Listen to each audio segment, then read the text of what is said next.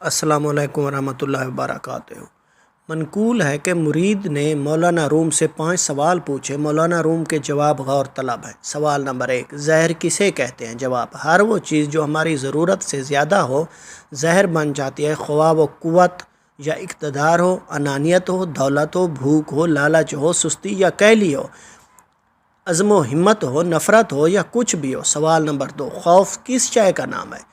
जवाब, गैर मुतवक्के सूरत हाल को कबूल ना करने का नाम खौफ है। अगर हम गैर मुतवक्के को कबूल कर लें तो वो एक मुहिम जुई में तब्दील हो जाता है। सवाल नंबर 3, हसद किसे कहते हैं? जवाब, दूसरों में खैर खूबी तस्लीम ना करने का नाम हसद है।